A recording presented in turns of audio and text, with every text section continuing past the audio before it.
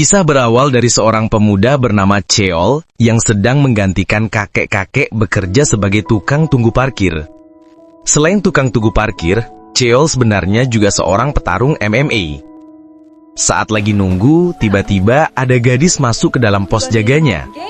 Gadis itu bernama Junghwa. Junghwa mengira yang jaga pos adalah kakek. Tapi saat mendekat, Junghwa sadar bahwa itu adalah orang lain.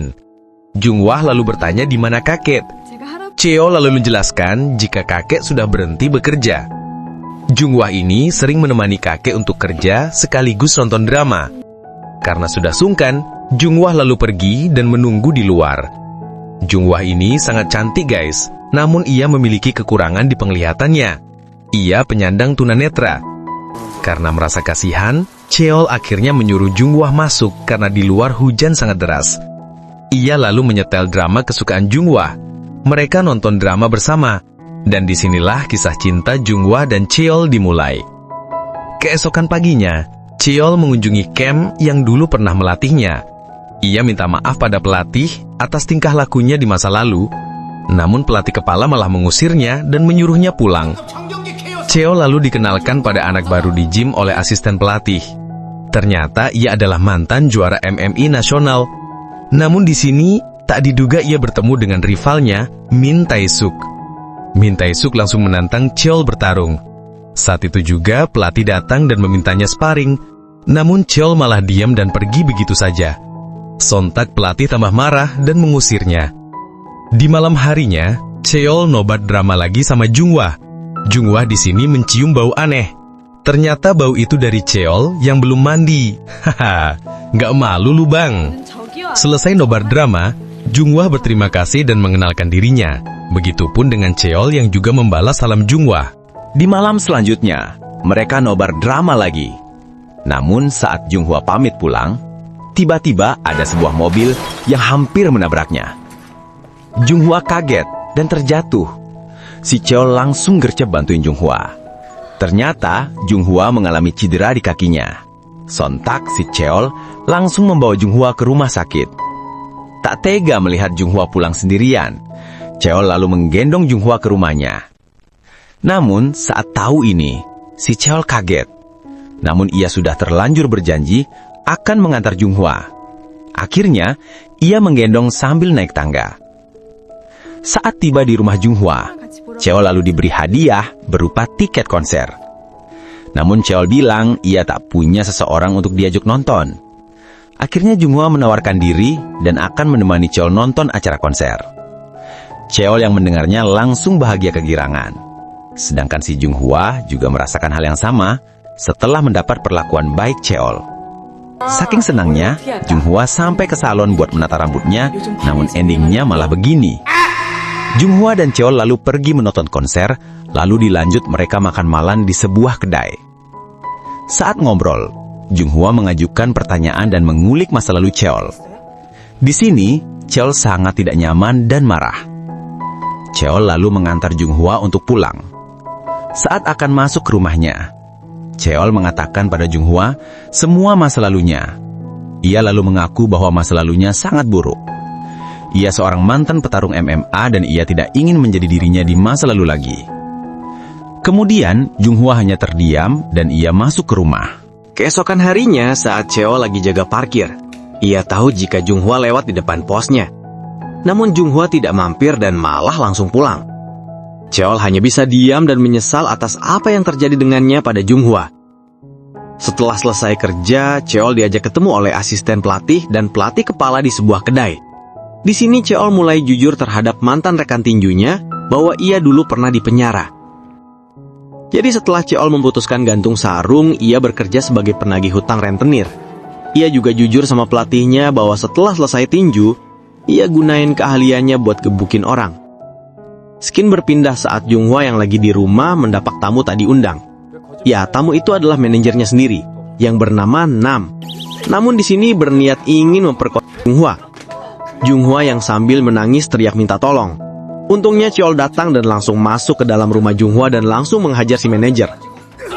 Cheol mengancam ia akan menghabisinya jika Nam berani coba-coba melakukan ini lagi. Cheol lalu mendekati Junghwa dan membantunya. Namun Junghwa yang masih sedih malah menyuruh Cheol pergi.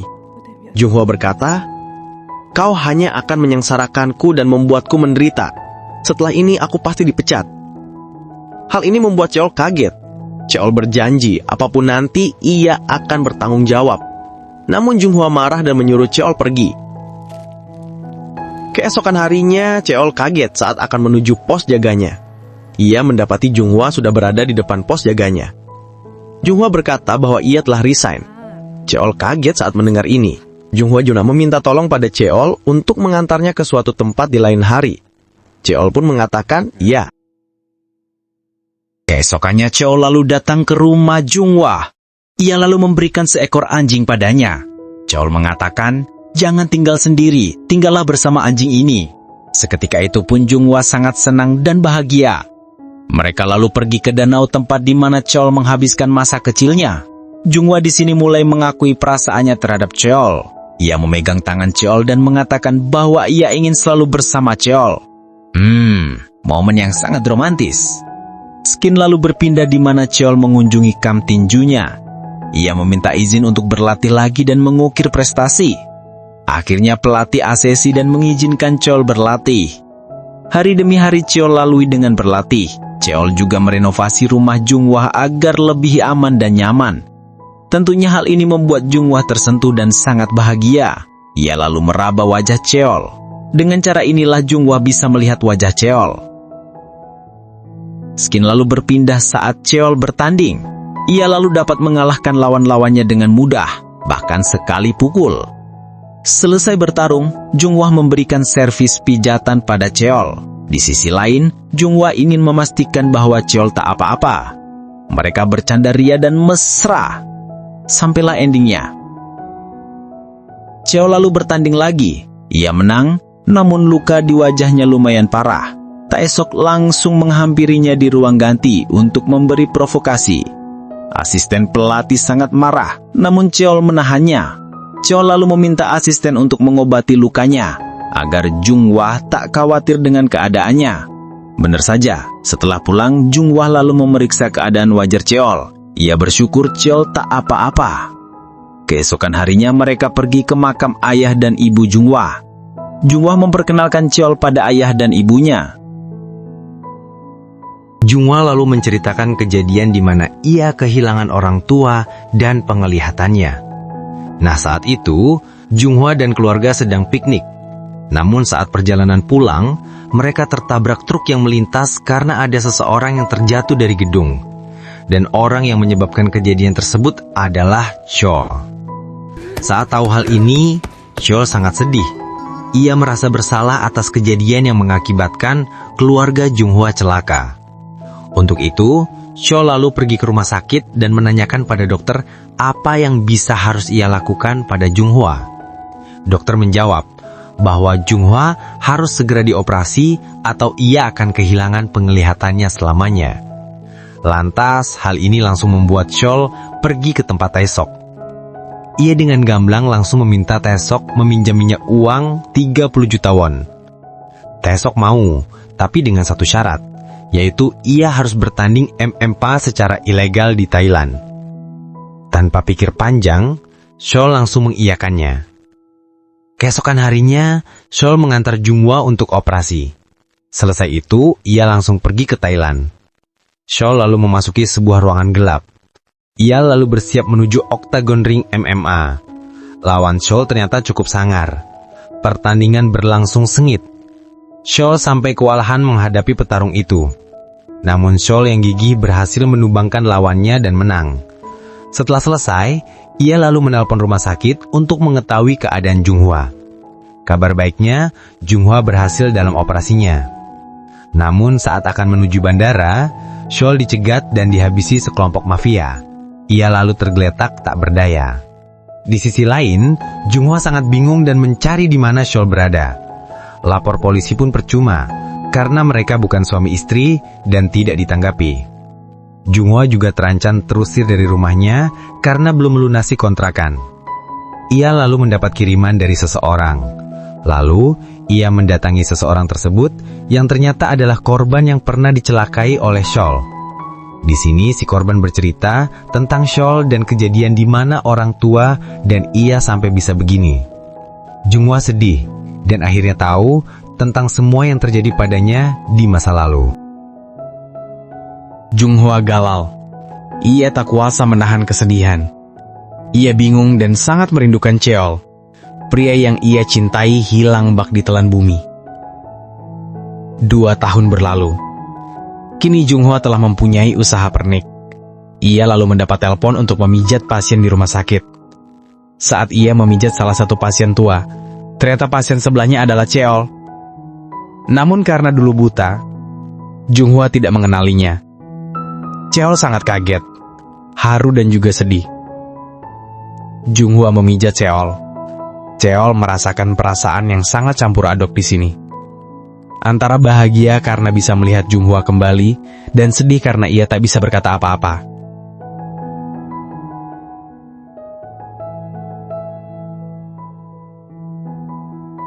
Cheol lalu pergi ke toko milik Junghwa. Ia membeli sebuah bunga dan membawa kura-kura lalu pergi. Saat di jalan, ia disapa oleh anjing yang pernah ia bawa saat pertama kali bersama Junghwa. Junghwa lalu menghampirinya. Namun ia masih tak sadar bahwa itu adalah Cheol. Tanpa memberi sebuah kata, Cheol lalu pergi begitu saja sambil menahan kesedihan. Saat Junghwa kembali ke toko, ia menyadari kura-kuranya hilang. Lalu ia bertanya pada karyawannya, apakah ada seseorang pincang yang tadi kesini? Dan ia menjawab iya. Sontak, Junghwa sadar bahwa pria tersebut adalah Cheol. Ia lalu pergi mencari Cheol sambil menangis menahan rindu. Tak kenal menyerah, ia lalu teringat suatu tempat di mana Cheol pernah mengajaknya pergi. Ya, tempat itu adalah danau favorit Cheol saat masih kecil. Cheol yang sedang bernostalgia dan mengingat masa-masanya bersama Junghwa kaget. Di saat itu juga, ia tak mengira bahwa gadis yang ia cintai ternyata sudah ada di depan matanya. Junghwa meminta maaf karena ia tak menyadari kehadiran Cheol. Ia lalu memeluk Cheol dengan erat. Sepasang kekasih ini pun akhirnya saling melepas rindu. Cheol lalu berkata, "Junghwa, aku mencintaimu."